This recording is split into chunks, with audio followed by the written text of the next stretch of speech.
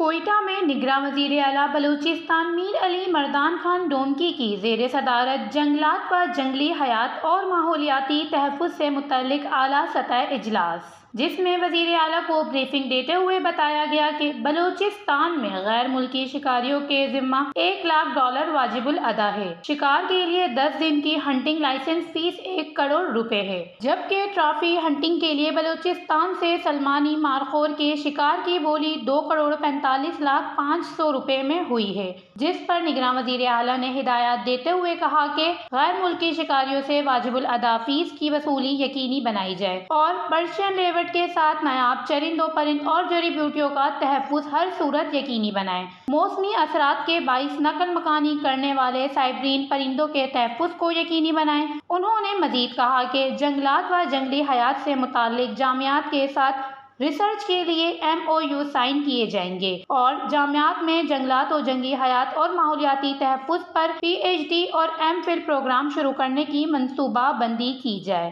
وش news, Quetta, Balochistan.